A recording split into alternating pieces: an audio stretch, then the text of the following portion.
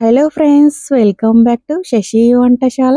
ఈరోజు వీడియోలో తెల్ల గల్జేరు ఆకుకూరని ఎలా ప్రిపేర్ చేసుకోవాలో చూపించబోతున్నానండి.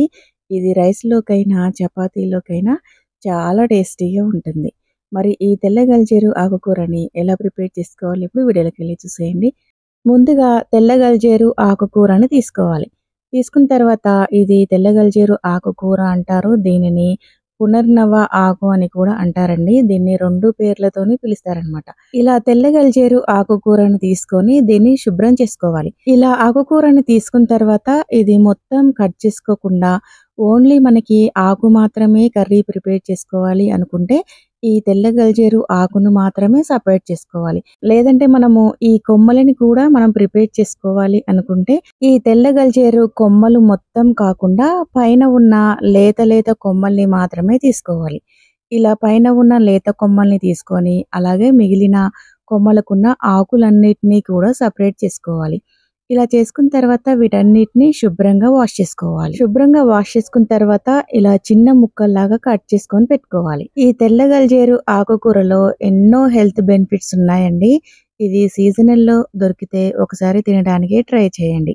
ఇప్పుడు ఈ తెల్ల గల్జేరు ఆకుకూరని ప్రిపేర్ చేసుకున్నానికి స్టవ్ పైన ఒక ప్యాన్ పెట్టుకొని అందులో 2 టేబుల్ స్పూన్స్ ఆయిల్ వేసుకోవాలి. ఆయిల్ హీట్ అయిన తర్వాత 1 టేబుల్ స్పూన్ పోపు దినుసులు వేసుకొని ఫ్రై చేసుకోవాలి.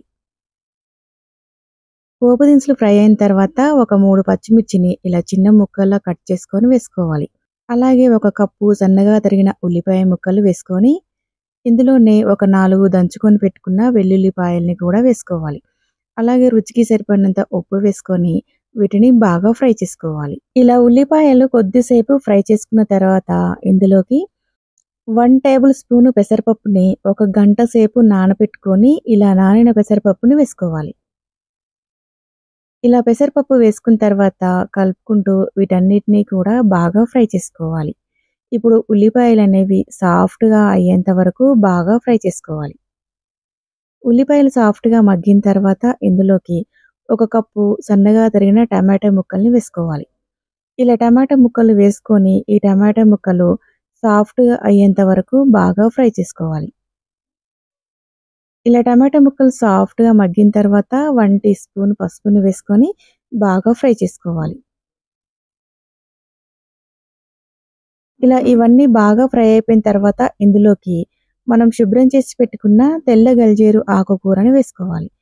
ఇలా ఆకుకూరని వేసుకున్న తర్వాత ఇప్పుడు మూత పెట్టి ఒక 2, 3 నిమిషాల పాటు లో ఫ్లేమ్‌లో ఆకును మగ్గించుకోవాలి.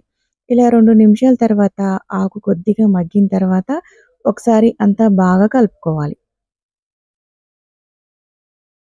ఇలా ఆకంతా కూడా బాగా కలుపుకున్న తర్వాత మళ్ళీ ఇప్పుడు మూత పెట్టి ఒక 3, 4 నిమిషాల పాటు ఆకు అంతా కూడా బాగా మగ్గిపోయేంత వరకు ఉడికించుకోవాలి. ఇలా ఆకనేది ఈ విధంగా బాగా మగ్గిపోయిన తర్వాత ఒకసారి అంతా బాగా మిక్స్ చేసుకొని ఇందులోకి 1 టేబుల్ స్పూన్ కారం వేసుకోవాలి. వేసుకొని అంతా ఒకసారి బాగా మిక్స్ చేసుకోవాలి. ఇలా అంతా బాగా కలుపుకున్న తర్వాత ఇందులో 1 టేబుల్ స్పూన్ ధనియాల పొడి, అలాగే ఇందులో సరిపడినన్ని కొద్దిగా వాటర్‌ని యాడ్ చేసుకొని అంతా ఒకసారి బాగా కలుపుకోవాలి.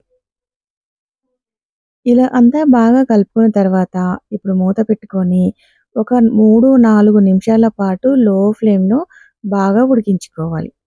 ఇలా 4 నిమిషాల తర్వాత మూత తీసి ఒకసారి అంతా బాగా కలుపుకోవాలి. ఇలా కలుపుకున్నామంటే అంతేనండి, ఎంతో టేస్టీగా ఉండే తెల్ల గల్జేరు ఆకుకూర రెడీ అయిపోయింది. ఇది చాలా టేస్టీగా ఉంటుంది. ఇది రైస్‌లోకైనా, చపాతీలోకైనా చాలా బాగుంటుంది.